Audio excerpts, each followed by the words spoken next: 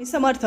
आज पंचमी आहे आणि पंचमीच्या दिवशी म्हणजे 5व्या माडेला आपल्याला हा एक उपाय करायचा आहे, जो म्हणजे हा उपाय तुम्ही 9 दिवसामध्ये कधी पण करू शकता. ज्यावेळेस नवरात्र चालू असते त्यावेळेस आपल्याला हा उपाय करायचा आहे. हा उपाय का करावा? आपल्या घरामध्ये आपलं सुख राहण्यासाठी, कुटुंब सुखी राहण्यासाठी, आपल्या मुलं-बाळांना म्हणजे देवी मातेचा आशीर्वाद प्राप्त होण्यासाठी, त्यांची इडापिडा जाण्यासाठी आणि घरातल्या कर्त्या पुरुषाचं दीर्घ आयुष्य प्राप्त होण्यासाठी हा उपाय आपल्याला कोणत्या पण म्हणजे नवरात्रीमध्ये 9 दिवसामध्ये हा उपाय करायचा आहे. तुम्ही देवीची ओटी भरायला जाणार असाल तर ते देवीची ओटी भरताना तुम्हाला काय करायचं आहे, ही एक वस्तू घेऊन जायची आहे. ही एक वस्तू घेऊन गेल्याने तुमच्या कुटुंबाला तर आशीर्वाद मिळेल, पण तुमचं मुलं बाळं सुखी राहतील, तुमचं घर सुख समृद्धी नांदेल आणि तुमची जी देवी आहे किंवा इतर दुसऱ्या देवी आहे त्यांचा आशीर्वाद तुमच्या घरावर निश्चित राहणार. म्हणजे हा उपाय केल्याने लक्ष्मी माता प्रसन्न होत असते.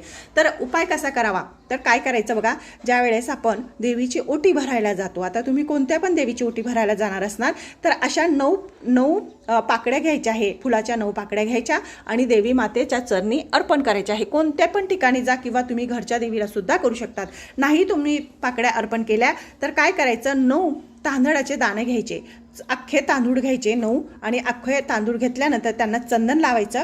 चंदन लावून आपली जी देवी माता आहे तिथं नामस्मरण करायचं. म्हणजे चामुंडा माताचं नामस्मरण करू शकता. ओम ऐं ह्रीं क्लीं चामुंडाय विच किंवा महालक्ष्मी नमः असं सुद्धा म्हणू शकतात. असं म्हणून आपल्याला हे जे तांदूळ आहे या ठिकाणी अर्पण करून टाकायचं आहे. म्हणजे देवीच्या जिथं तुम्ही देवीची ओटी भरायला जाणार त्या ठिकाणी ते तांदूळ अर्पण करायचे. असं केल्याने तुमच्या घरामध्ये सुख शांती राहील, इडापिडा जाईल, मुलं शांत राहतील, मुलांना चांगलं दीर्घ आयुष्य प्राप्त होईल, तुमच्या मालकाला दीर्घ आयुष्य प्राप्त होईल, घरातल्या कर्त्या पुरुषाची प्रगती होईल. एवढा उपाय केल्याने म्हणजे हा उपाय शिव महापुराण कथेमध्ये सांगितलेला आहे.